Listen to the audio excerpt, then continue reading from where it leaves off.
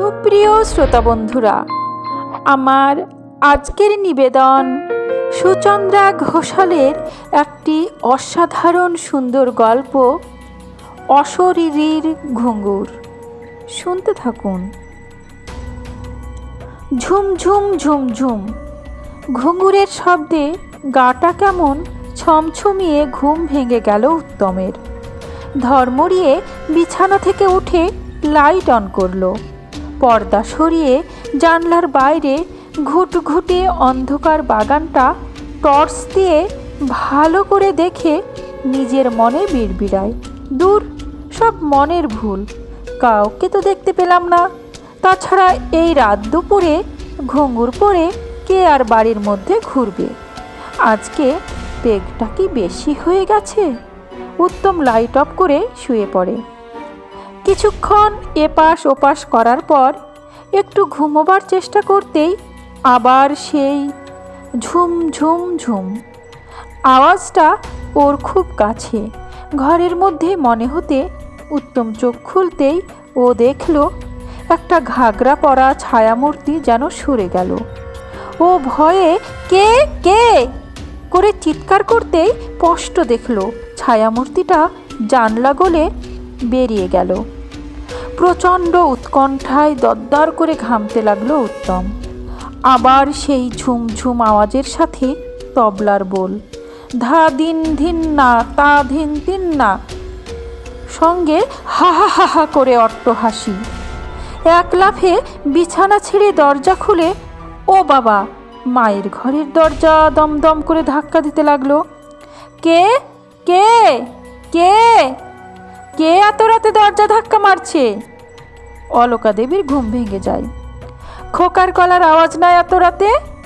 তাড়াতাড়ি উঠে দরজা খুললেন। দরজা খুলতেই উত্তম প্রায় ওনার ঘাড়ের উপর এসে পড়ল। চোখ দুটো লাল, চুল উস্কো খুস্কো। ছেলের অবস্থা দেখে ঘাবড়ে গেলেন অলকা দেবী। মা মা, তোমরা ঘুঙুরের আওয়াজ পাওনি? আমি স্পষ্ট একজনকে নাচের ড্রেসে আমার ঘরে ঘুরতে দেখেছি। তারপর জেগে উঠতেই জানলা দিয়ে বেরিয়ে বাগানে চলে গেল। উত্তম তোতলাতে তোতলাতে কথাগুলো বলে ঘরের সোফায় ধপ করে বসে শ্বাস নিতে লাগলো। অলকা দেবী ছেলের সব কথা শুনে বলে উঠলেন, সুনয়না নয় তো? গিন্নির কথা শুনে সমীরবাবু খিচিয়ে উঠলেন, দূর, তোমার যত সব আজগুবি কথা। ওর বডি তো আমি নিজে হাতে শ্মশানে গিয়ে পুড়িয়ে এলাম, সে কি করে আসবে? চোখ কসলাতে কসলাতে আবার পাশ ফিরে শুয়ে পড়লেন।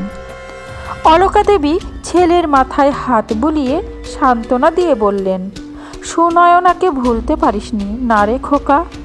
ও কিছু না, কিছুদিন পরে দেখবি সব ঠিক হয়ে গেছে। যা, ভোর হয়ে এলো, এবার শুতে যা। আমিও চাকর বাকরদের জিজ্ঞেস করছি তারা এরকম কিছু দেখতে পেয়েছে কিনা। অলকা তাদের জিজ্ঞেস করাতে তারা জানালো, মেন গেট তো তালা দেওয়া থাকে, কই তালা তো ভাঙা ছিল না। তাহলে কেউ আসলে কোথা দিয়ে ঢুকবে? হ্যাঁ, বাগান টপকে এলেও তো সেখানেও তো একটা ঘরে মালি তার ছেলে মেয়ে নিয়ে থাকে, সেও তো কিছু দেখেনি বলল। যাই হোক, অলকাকে আশ্বস্ত করে যে যার ঘরে কাজে চলে গেল। সকাল দুপুর বিজনেসের কাজে ব্যস্ততায় কাটলেও সন্ধে থেকে উত্তম কেমন যেন একটা গা ছমছমে ভাব অনুভব করতে লাগলো। রাতে স্বল্প কিছু খাবার খেয়ে নির্ধারিত সময়ের আগেই শুয়ে পড়ল, কিন্তু ঘুম আসছে কই? উত্তম দেওয়াল ঘড়ির দিকে তাকায়। রাত তখন 12:30। হঠাৎ ধাধিনা নাতিনা ধাধিনা নাতিনা, সেই তবলার বোল আর তার সাথে ঘুঙুরের ঝুম ঝুম আওয়াজ। উত্তম বিছানায় উঠে বসে। ছমছম বাজে পায়েলিয়া। তবলা আর ঘুঙুরের সাথে এই গানটা কানে আসতেই একটা ঠান্ডা স্রোত উত্তমের শির দ্বারা বেয়ে নেমে গেল। ও মনে করতে চেষ্টা করল, হ্যাঁ হ্যাঁ, এই গানটার সাথেই তো সেদিন সুনয়না চিলেকোঠার ঘরে নাচ প্র্যাকটিস করছিল। ওর গায়ের লোম খাড়া হয়ে উঠল। কিছুক্ষণ পরেই একটা অট্টহাসির আওয়াজ। মুখ ঘুরিয়ে দেখে সুনয়না। ওর সেই লাল সবুজের কত্থকের ড্রেসে ঘুঙ্গুর পরে দাঁড়িয়ে আছে। উত্তম চিৎকার করে ওঠে, সুনয়না, সুনয়না! ও স্পষ্ট দেখতে পায় সুনয়না দরজা খুলে বাইরে বারান্দায় ঘুঙুরের ঝুমঝুম শব্দ করতে করতে বাগানের দিকে এগিয়ে যাচ্ছে। উত্তমও কেমন যেন একটা ঘোরের মধ্যে ওর পিছু পিছু এগিয়ে যাচ্ছে, আর শুনতে পাচ্ছে সুনয়না হাত নেড়ে ডাকছে, এসো এসো। পরক্ষণেই সেই বিকট অট্টহাসি। কিছুক্ষণ পরে উত্তম খেয়াল করে যে ও বাগানের সিঁড়ি দিয়ে উঠে চিলেকোঠার ঘরে পৌঁছে গেছে। ও ঘরে ঢোকে, তারপর দেখে সুনয়নার এক বিভৎস রূপ। ওর চুলগুলো খোলা, দাঁতগুলো বাইরে বের করে এসেছে, জিভটা ঝুলছে, গান আর তবলার বোল ধাতেরে কেটে ধিনতার সাথে সুনয়না নাচছে। তারপর হঠাৎ নাচ বন্ধ করে সেই অট্টহাসি। উত্তম দরদর করে ঘামছে, গা হাত পা ঠকঠক করে কাঁপতে কাঁপতে তার মাথাটা কেমন যেন করছে। চিলেকোঠার ঘরটা ঘুরছে কেন বউ বউ করে। ও মাথা ধরে বসে পড়ে। খোকা, খোকা, ওঠ ওঠ! উত্তম চোখ খুলে দেখে মায়ের মুখ, বাবা পাশে উদ্বিগ্ন মুখে দাঁড়িয়ে। তুই এই চিলেকোঠার ঘরে কি করছিলি খোকা? আর এটা তো সুনয়নার মৃত্যুর পর থেকে তালা বন্ধই ছিল, তালা খুললি কি করে? কাল রাতে মালি তোর বিকট চিৎকার শুনে এখানে এসে দেখে তুই অজ্ঞান হয়ে পড়ে আছিস, তারপর আমাদের খবর দেয়।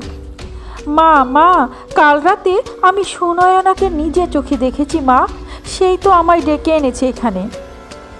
আর তারপর অলকা দেবীর চোখ বিস্ফারিত হলেও সমীরবাবু ছেলের কথার মাঝে ইন্টারফেয়ার করে বললেন, আরে ওসব কিছু নয়, তুই নিশ্চয় সুনয়নার স্বপ্ন দেখেছিস। চল নিচে ঘরে গিয়ে একটু বিশ্রাম কর, ফ্রেশ হয়ে নে, ঠিক হয়ে যাবে। নিজের ঘরে প্রবেশ করে উত্তম মাথায় হাত দিয়ে বসে পড়ে। ওর এই সর্বনাশা রাগ আর নেশা, এর জন্যই সে সুনয়নার মতো জীবনসঙ্গী পেয়েও তাকে হারাতে হলো। উত্তম ভেবে হাত কামড়াতে লাগে, অথচ সুনয়না ওকে নেশা করতে কত বারণ করত। কিন্তু বন্ধু বান্ধবদের কাছে নিজের প্রেস্টিজ রাখতে গিয়ে ও পার্টি, উৎসব, অনুষ্ঠানে এত আকণ্ঠ পান করে আসতো যে কখনো কখনো ড্রাইভারকে তাকে কোলে করে ঘরে নিয়ে পৌঁছতে হতো। বিয়ের পর সুনয়না অনেক বারণ করলেও উত্তম নেশা ভাঙ্গ থেকে নিজেকে বিরত রাখেনি। স্বামীকে সঠিক পথে ফেরাতে ব্যর্থ হয়ে ও হাল ছেড়ে দিয়ে নিজের নাচটাকেই জীবনের বাঁচার পথ বলে ধরে নিয়েছিল, কিন্তু সেটা ও ধরে রাখতে পারেনি।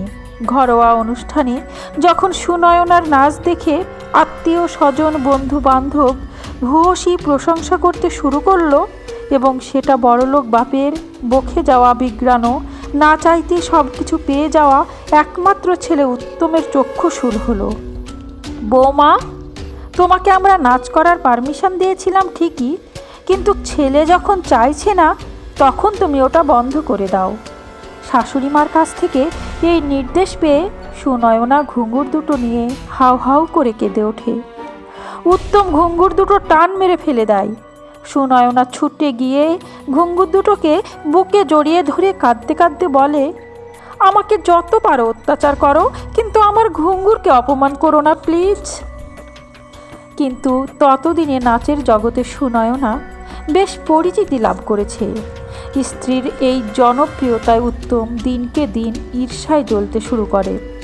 অথচ বিয়ের আগে যখন ও সুনয়নার সাথে আলাদা করে কথা বলেছিল, তখন সুনয়না উত্তমকে একটাই অনুরোধ করেছিল, দেখুন, আপনাদের পরিবারে বউদের ঘরের বাইরে বার হয়ে চাকরি করাটা ঠিক পছন্দ নয়, সেটা আমি মেনে নিচ্ছি। আপনাদের আর্থিক সচ্ছলতায় তার প্রয়োজনও নেই, কিন্তু নাচটা হলো আমার শরীরের, মনের একটা অংশ। তাই প্লিজ আমাকে যেন নাচটা কন্টিনিউ করার অনুমতি দেওয়া হয়। উত্তম আপত্তির কোনো কারণ দেখেনি। বাড়িতে থেকে নাচ করবে এ আর এমন কি ব্যাপার, ও মাথা নেড়ে সম্মতি জানিয়েছিল। সমীরবাবু, অলকা দেবীও ছেলের সাথে একমত হয়েছিলেন। সুনয়নাকে হারিয়ে অনুতাপে দগ্ধ উত্তমের সেই দিনের বিভীষিকাময় রাতটা যেন চোখের সামনে আবার নতুন করে প্রত্যক্ষ করল। শয়তানি, তুই আবার নাচ প্র্যাকটিস করছিস? তোকে আমি বারণ করেছিলাম না এ বাড়িতে আর নাচ করা চলবে না? তুই আমার কথা অমান্য করেছিস, দেখ এর ফল কি হয়। নেশায় চোর উত্তম ওর চুল ধরে টেনে নিয়ে গিয়ে দেওয়ালে সজোরে মাথাটা ঠুকে দিল। উফ মা গো, সুনয়নার শেষ কথা। তারপরেই দেহটা দেওয়াল বেয়ে মেঝেতে পড়ে গেল। মুখের কষ বেয়ে খানিকটা রক্ত গড়িয়ে পড়ল। নেশার ঘোরে উত্তম সুনয়নার মুখে এক লাথি মেরে নিজের যত রাগ জ্বালা মিটিয়ে চিলেকোঠার ঘর থেকে টলতে টলতে বেরিয়ে এলো। মেঝেতে সুনয়নার দেহটা কাঠের মতো পড়ে রইল। তিনতলা বাড়ির চিলেকোঠার ঘরে তাদের পুত্রবধূর মৃতদেহ সারা রাত পড়ে থাকলেও শ্বশুর শাশুড়ি সমীরবাবু ও অলকা দেবী জানতেও পারলেন না, কারণ তেনারা তখন তাদের বিশাল ড্রয়িং রুমে অতিথিদের নিয়ে পার্টিতে মত্ত ছিলেন। এই রকম দিনগুলোই সুযোগ খুঁজছ তো সুনয়না তার নাচ প্র্যাকটিস করার। সবাই পার্টিতে ব্যস্ত থাকবে, তার স্বামী শ্বশুর শাশুড়ি কেউ টের পাবে না। তাই সে চাকরকে দিয়ে চিলেকোঠার ঘরটা পরিষ্কার করিয়ে সেখানে নাচ প্র্যাকটিস করে যেত ঘন্টার পর ঘন্টা। সেই 3 বছর বয়সে ওর মা গুরুজির নাচের স্কুলে ভর্তি করে দিয়েছিল। তখন থেকেই নাচটা ওর আত্মার সাথে জুড়ে গিয়েছিল। কিন্তু তার এমন কপাল খারাপ যে মা মারা যেতেই ওর সৎ বাবা এই মদ্যপ বড়লোকের বিগড়ে যাওয়া পুত্র উত্তম চৌধুরীর সাথে বিয়ে দিয়ে নিজের দায়িত্ব খালাস করেছিল। রাতের পার্টির উন্মাদনা কেটে গিয়ে সকালে সবার নেশার ঘোর কাটলে চৌধুরী বাড়িতে ছেলের বউয়ের খোঁজ পড়ল। মাথায় বজ্রপাত তাদের তখনই হলো যখন চাকর দেবু এসে জানালো বৌদিমণি চিলেকোঠার ঘরে মরে পড়ে রয়েছে। কিন্তু কি করে, কেন, কিভাবে? এইসব প্রশ্নের উত্তর একমাত্র উত্তম, অলকা দেবী আর সমীর বাবু জানলেও তারা সেটা বেমালুম চেপে গেলেন। বাড়ির চাকর বাকরকেও চাকরি চলে যাবার হুমকি দেওয়াতে তারা মুখে কুলু পেটে রইল। যথারীতি পুলিশকে পয়সা খাইয়ে পোস্টমর্টেম রিপোর্টও আত্মহত্যা বলে চালানো হলো। কিছুদিনের মধ্যেই ব্যাপারটা ধামাচাপা পড়ে গেল। সুনয়নার সৎ বাবার ও কোনো ইন্টারেস্ট না থাকায় চৌধুরী পরিবারের সত্য লুকোতে কোনো অসুবিধা হলো না। কিন্তু তখন তারা ঘুণাক্ষরেও টের পাননি যে চরম অন্যায়ের এত বড় মাসুল গুনতে হবে। বাবু বাবু, এই ওষুধটা খেয়ে নে বাবা। চোখের জল মুছতে মুছতে অলকা দেবী উত্তমের সামনে ধরলেন। ওর চোখের দৃষ্টি ঘোলাটে। উত্তম এখন বদ্ধ উন্মাদ। সে এখনও সুনয়নার ঘুঙুরের আওয়াজ শুনতে পায় এবং শুনে পাগলের মতো চিৎকার করে কাঁদতে থাকে। সেরা স্পেশালিস্ট সাইকিয়াট্রিস্ট দেখিয়েও চৌধুরী পরিবার তার ছেলের পাগলামি বন্ধ করতে পারেনি। ডাক্তারের পরামর্শ মতো ওকে 24 ঘন্টা পর্যবেক্ষণে রাখার জন্য অনেক চাকর তার ঘরে নিয়োগ করেছেন সমীরবাবু ও অলকা দেবী। কিন্তু এত কিছু করেও ছেলেকে ধরে রাখতে পারেননি তারা। একদিন সকালে উত্তমকে ঘরে না পেয়ে সবাই খোঁজ শুরু করে দেয়। তারপরে দেখা যায় চিলেকোঠার ঘরে তার মৃতদেহ ঝুলছে। এতজন লোকের চোখ এড়িয়ে উত্তমকে চিলেকোঠার ঘরে যে অশরীরীর ঘুঙুরি ডেকে নিয়ে গেছে সে বিষয়ে আর কারোর কোনো সন্দেহ থাকে না। ছেলের মৃত্যুর কিছুদিন পরেই একইভাবে সমীর বাবু ও অলকা দেবীর মৃত্যু হয়। চৌধুরী ভিটেতে সকালবেলা ঘুঘু চললেও রাতে কোনো জনমানুষীর সেদিকে যাওয়ার সাহস নেই। চৌধুরী বাড়ির চিলেকোঠার ঘরে রাত যত বাড়তে থাকে ততই অশরীরীর ঘুঙুরের আওয়াজ তীব্র হতে থাকে। সকাল হলে তবেই অশরীরীর ঘুঙুর স্তব্ধ হয়। সমাপ্ত। গল্প অশরীরীর ঘুঙুর।